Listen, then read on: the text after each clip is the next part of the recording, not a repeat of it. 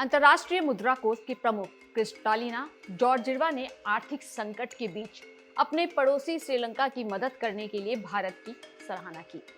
IMF प्रमुख ने Washington DC में आईएमएफ विश्व बैंक की स्प्रिंग मीटिंग के दौरान वित्त मंत्री निर्मला सीतारमण से मुलाकात के बाद यह टिप्पणी की।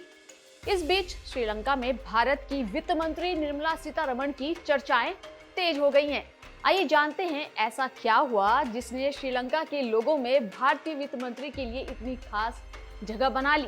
साथ ही जानेंगे वित्त मंत्री निर्मला सीतारमण के बारे में और आपको यह भी बताएंगे कि भारत ने कैसे कैसे श्रीलंका की मदद की।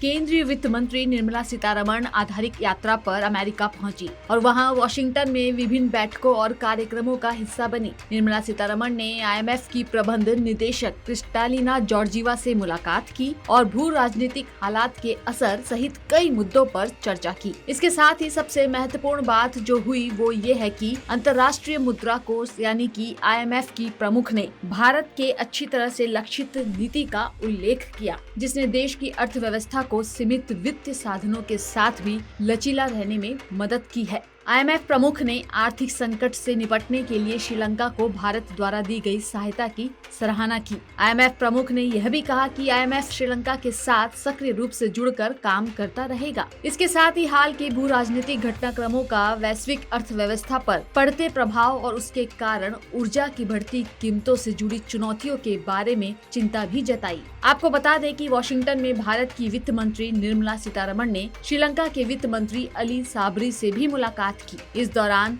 सीतारमण ने श्रीलंका की हर संभव मदद का भरोसा दिया। भारत अपने पड़ोसी देश को दिए गए हर वादे पर खड़ा भी उतरा है। जान लीजिए अब तक भारत ने कैसे कैसे श्रीलंका की मदद की। भारत ने 2022 के शुरू से अब तक श्रीलंका को 2.4 अरब डॉलर की मदद भेजी। भारत ने शिप से 40,000 टन डीजल पहुंचाया है। तेल खरीदने के लिए फिर से 3,800 करोड़ रुपए देने का ऐलान भी किया है। यही नहीं, भारत का वित्त मंत्रालय श्रीलंका की सरकार को हर तरह से मदद कर रहा है।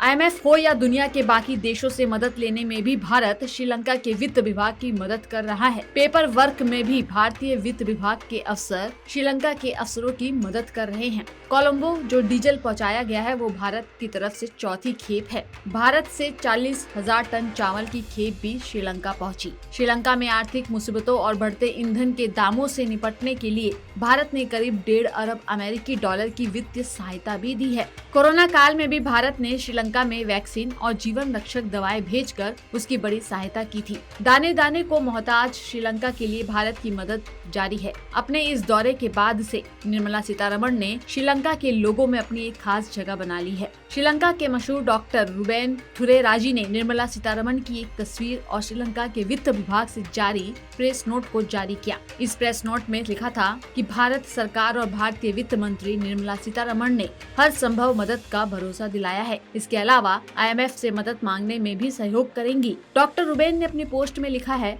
श्रीलंका की असली वित्त मंत्री निर्मला सीतारमण जो भारत की भी वित्त मंत्री हैं। इनकी टीम राष्ट्रपति गोटबाया राजपक्षे की टीम को रैपिड फाइनेंसिंग इंस्ट्रूमेंट के लिए पेपर वर्क तक करना सिखा रही है। शुक्रिया निर्मला सीतारमण जी। श्रीलंका की इस मुश्किल की घड़ी में भारत एक अच्छे दोस्त की तरह मदद कर रहा है। श्रीलंका में तो निर्मला सीतारमण को असली वित्त मंत्री के तौर पर देख रहे हैं। आइए अब आपको बताते हैं कि श्रीलंका में देवी का रूप कहे जाने वाली निर्मला सीतारमण कौन है। निर्मला सीतारमण का जन्म 18 अगस्त 1959 को मदुरै के एक ब्राह्मण परिवार में हुआ था। निर्मला सीतारमण ने तिरुचिरापल्ली के सीता लक्ष्मी रामस्वामी कॉलेज में अर्थशास्त्र की पढ़ाई की थी। शादी के बाद निर्मला अपने पति प्रभाकर के साथ लंदन में रहने चली गई थी। उन्होंने वहां के रिजेंट स्ट्रीट में एक होम डेकोर स्टोर में सेल्स पर्सन का भी काम किया था। 2003 से 2005 तक वह राष्ट्रीय महिला आयोग की सदस्य भी रही। वर्ष 2008 में भाजपा से जुड़ी और राजनीति में प्रवेश किया। 2 साल में ही सुषमा स्वराज के बाद पार्टी की दूसरी महिला प्रवक्ता बन गई थी। निर्मला सीतारमण 2014 में मोदी सरकार में वित्त